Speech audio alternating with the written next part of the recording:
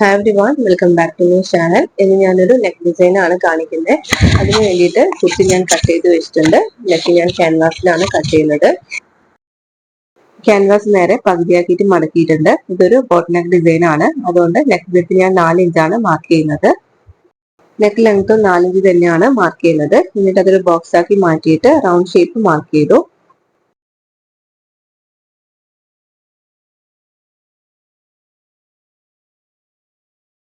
ഇതുപോലെ കുറച്ച് ഡീപ്പായിട്ടുള്ള റൗണ്ട് നെക്കാണ് മാർക്ക് ചെയ്യേണ്ടത്.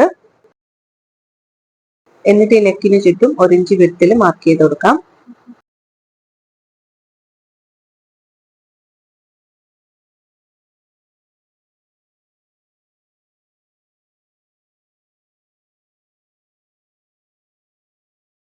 നെക്ക് കട്ട് ചെയ്ത് മാറ്റാം.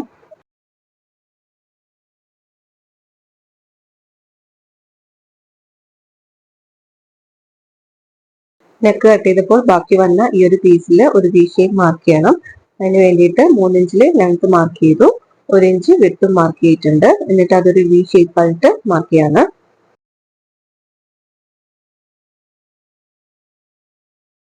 ഇതിന് ചുറ്റും 1 ഇഞ്ചിലോ 3/4 ഇഞ്ചിലോ വിഡ്ത്ത് മാർക്ക് ചെയ്തതിന് ശേഷം കട്ട് ചെയ്ത് മാറ്റാം.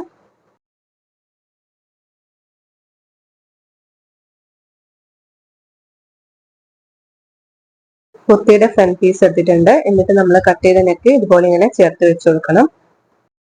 നെക്ക് വിഡ്ത്ത് 4 ഇഞ്ച് ആയിരുന്നു നമ്മൾ എടുത്തിട്ടുണ്ടായിരുന്നത്. അപ്പൊ ആ 4 ഇഞ്ച് ഇവിടെ മാർക്ക് ചെയ്ത് കൊടുക്കാം. എന്നിട്ട് ആ പോയിന്റിൽ ടച്ച് ചെയ്തിട്ടാണ് നെക്ക് ഇതുപോലെ വെക്കേണ്ടത്. എന്നിട്ട് ക്യാൻവാസിന്റെ പുറം വശത്തൂടെ നെക്ക് ഇതുപോലെ ഇങ്ങനെ മെറ്റീരിയലിൽ മാർക്ക് ചെയ്ത് കൊടുക്കാണ്. ഇനി നെക്ക് മാറ്റിയതിന് ശേഷം ഇപ്പൊ ചെയ്ത മാർക്കിങ്ങിന് ഉള്ളിലായിട്ട് ഒരു 1/4 ഇഞ്ച് വിഡ്ത്തിൽ ഒന്നുകൂടി മാർക്ക് ചെയ്ത് കൊടുക്കാം.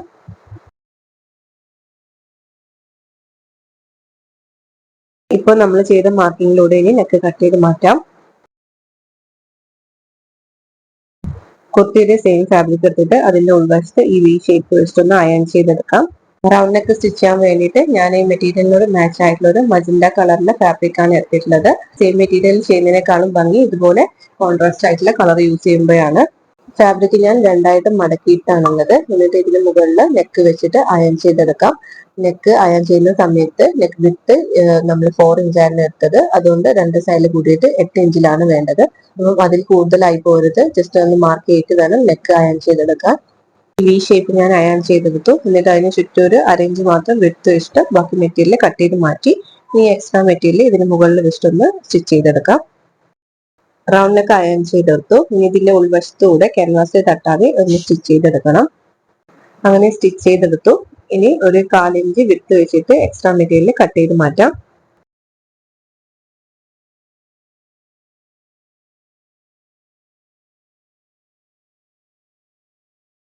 ക്യാൻവാസിന് പുറമേയും 1/4 ഇഞ്ച് എക്സ്ട്രാ വെച്ചിട്ട് ബാക്കി ഭാഗം കട്ട് ചെയ്ത് മാറ്റുന്നുണ്ട്.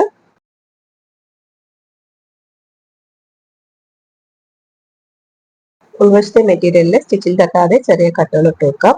അതിനുശേഷം ഈ ക്യാൻവാസ് നല്ല വശം മറിച്ചിടാം. നല്ല വശം മറിച്ചിട്ടിട്ട് ഈ അറ്റത്തൂടെ പതിച്ച് സ്റ്റിച്ച് ചെയ്തെടുക്കണം.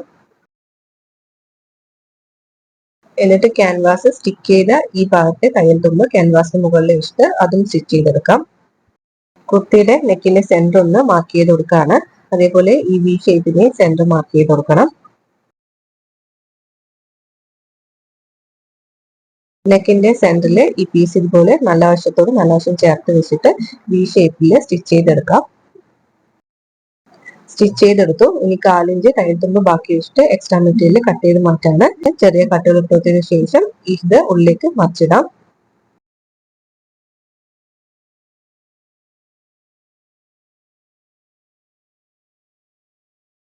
എന്നിട്ട് ഈ അരികിലൂടെ ഒന്ന് സ്റ്റിച്ച് ചെയ്തെടുക്കണം.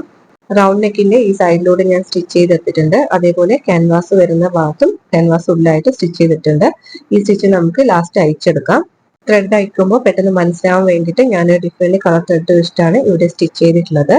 ഇനി താഴെ വരുന്ന മെറ്റീരിയലിൽ ഈ നെക്കിനോട് ചേർന്നിട്ട് ഇതുപോലെ ഒന്ന് മാർക്ക് ചെയ്ത് കൊടുക്കുകയാണ്. നമുക്ക് ഇത് സ്റ്റിച്ച് ചെയ്യുന്ന സമയത്ത് പെട്ടെന്ന് മനസ്സിലാവാൻ വേണ്ടിയിട്ടാണ് ഇതുപോലെ മാർക്ക് ചെയ്യുന്നത്.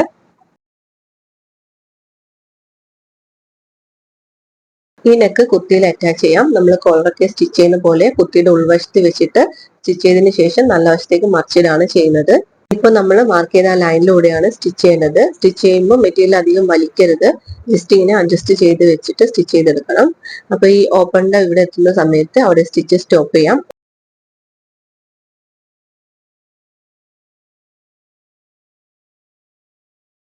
എന്നിട്ട് ഇവിടെയും സൈഡിൽ നിന്ന് സെന്ററിലേക്കാണ് സ്റ്റിച്ച് ചെയ്യേണ്ടത്.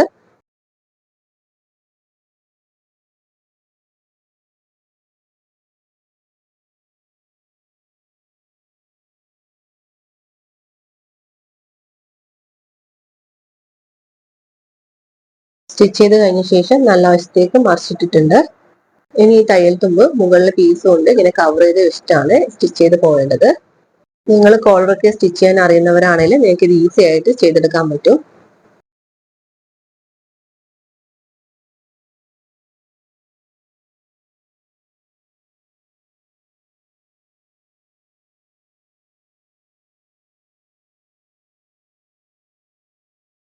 ഈ ഓപ്പണിന്റെ ഇവിടെ എത്തുന്ന സമയത്ത് താഴെ തയ്യൽ തുമ്പ് ഇതുപോലെ ഉള്ളിലേക്ക് മടങ്ങി കൊടുക്കാം. എന്നിട്ട് ഇങ്ങനെ കവർ ചെയ്തിട്ട് സ്റ്റിച്ച് ചെയ്തെടുക്കാം. സ്റ്റിച്ച് ചെയ്യുമ്പോൾ നന്നായിട്ട് ശ്രദ്ധിച്ച് സ്റ്റിച്ച് ചെയ്യണം കേട്ടോ, അല്ലെങ്കിൽ പെർഫെക്ഷൻ ഉണ്ടാവില്ല.